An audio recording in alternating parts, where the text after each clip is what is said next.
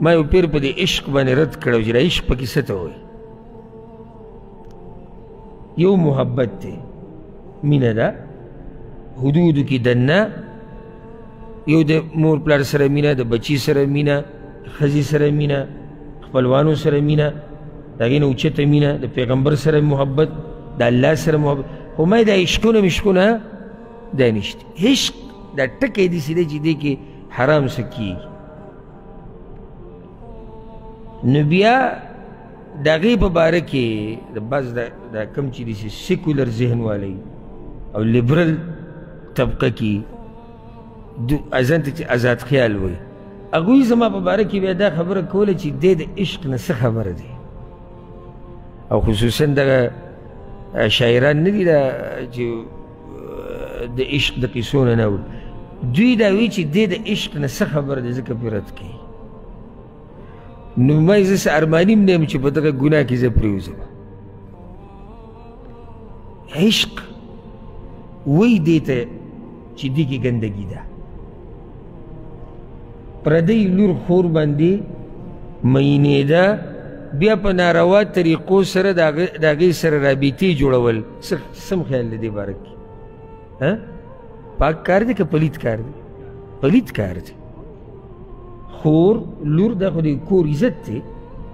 که ستا رشتې ته زړه م کېږي، اسلام تا ته طریقه ښوولې ده، مشران بوځه یا په خپله لاړ شه، مشرانو سره خبره وکړه. خو دې سره رابطې جوړول، بیا عشق، بیا په لاس کې نوم لیکل، اکثره لکارو په دې ځای کې نومونه لیکلي دا.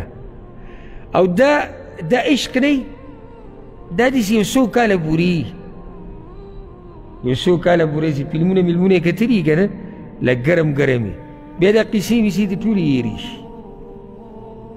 پردی خور لور مو شرموي، ځان مو شرموي.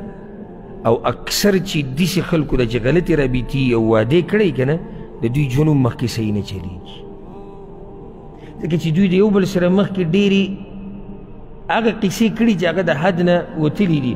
اوس د واده نه بعد د دوی په یو بل یقین نه وي. او دی ورته وایي ستا دپاره به وایي اسمان راکته کړمه، او هغه ورته وایي ستا دپاره به ځان پانسي کړمه جنې ورته. او دا د دروغو قیسې او د فلمونو ډایلاګونه او دا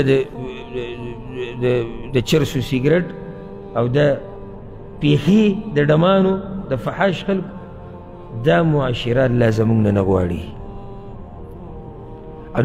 او نه یو د عقل خاوند دا معاشره غواړي.